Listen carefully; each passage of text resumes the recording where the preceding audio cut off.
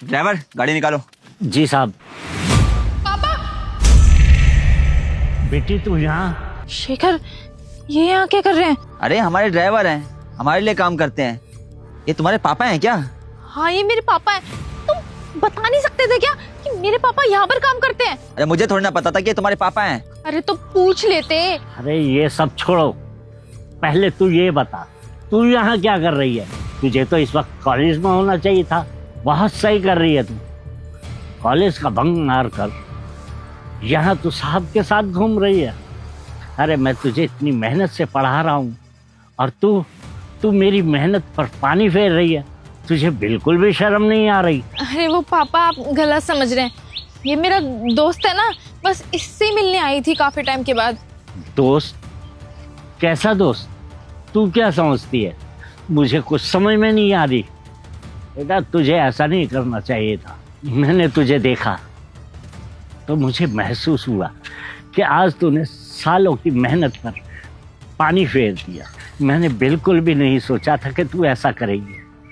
तू मेरे विश्वास को तोड़ेगी। मैं ऐसा करके बिल्कुल अच्छा नहीं किया।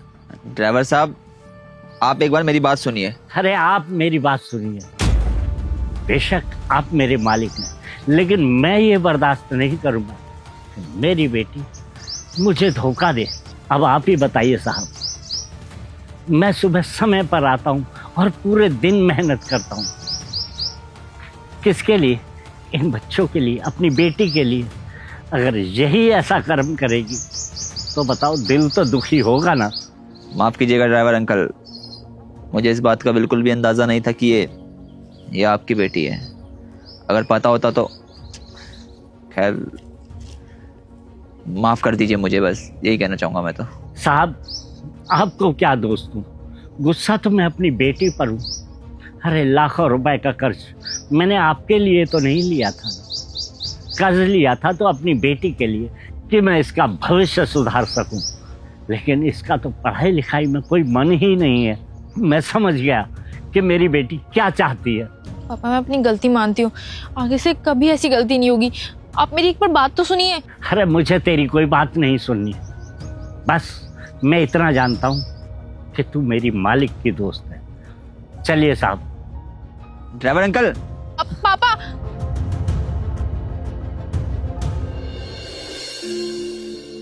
पापा सॉरी, मुझसे गलती हो गई। बेटा अब माफी मांगने की जरूरत नहीं है। ये रहा तेरा बैग और निकल जाए यहाँ से। मैंने फैसला कर लिया है कि आज के बाद तू हमारे साथ नहीं रहेगी। पापा, मैंने इतनी बड़ी गलती नहीं की है जो आप मुझे घर से बाहर निकाल रहे हैं। इतनी सी बात में कोई घर से बाहर कैसे निकालता है? इतनी सी गलती? ये इतनी सी गलती नहीं है, बहुत बड़ी गलती है। अरे वहां तो मैं तुझसे इसलिए नहीं बोला था कि वो हमारे साहब हैं, मैं उनके यहाँ नौकरी करता हूँ। ज्यादा बोलना मैंने अच्छा नहीं समझा। लेकिन तू क्या जानती है, अमीर लोग किसी गरीब लड़की से प्यार करते हैं तो वो शादी भी करेंगे क्या? ये तेरी सोच गलत थी। मेरे बॉस तेरी जिंदगी बर्बाद करेंगे, ये मैं अच्छी तरह से जानता हूँ। इसलिए अब मैं चाहता हूँ कि तू इस घर से निकल जा, क्योंकि तूने मेरा नाम बहुत डुबा लिया। पापा, शेखर ऐसा नहीं है। वो मुझसे बहुत प्यार करता है, मुझसे शादी भी करेगा। अरे ये प्यार का भूत ही तो तेरे सर पर चढ़ गया है।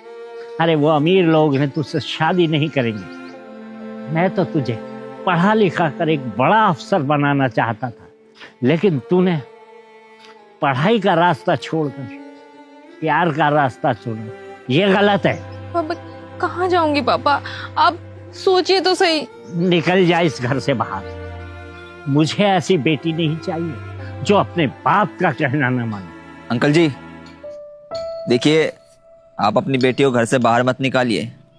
गलती अकेले इसकी नहीं है, गलती हम दोनों की ही है। अगर सज़ा मिलनी चाहिए तो दोनों को मिलनी चाहिए।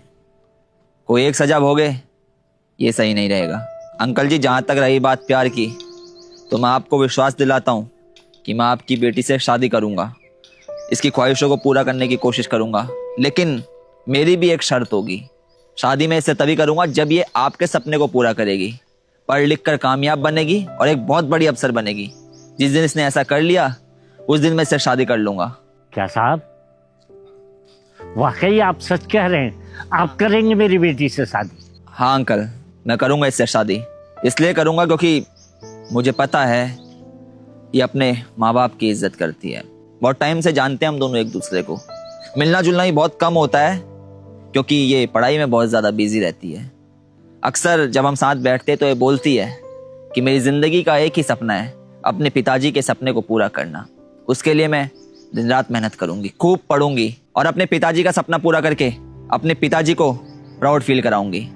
ऐसी लड़की आजकल के ज़माने में बहुत कम मिलती है। जिस तरह ये आपके सपने को पूरा करने की कोशिश में लगी हुई है, उससे बात साबित होती है कि इसको अच्छे संस्कार मिले हैं और अच्छे संस्कार वाली लड़कियां घर को बना देती हैं। वरना आजकल तो केसेस बहुत सारे आ रहे हैं कि शादी टिक नहीं रही, डाइवोर्स हो जा रहे हैं, आपस में बहुत ज़्यादा कलेश हो रहा है। बाकी हाँ, एक गलती हुई है इससे, इसने बात छिपाई है आपसे। लेकिन सच बता रहा हूँ अंकल जी, इस गलती के अलावा मेरे को तो नहीं नजर आता कि इसकी कोई गलती है। बाकी आपकी इच्छा है, मैं तो यही कहूँगा कि आप मान जाइए हमारी शादी के लिए। और हाँ, ये बन के दिखाएगी आपको बड़ी अफसर।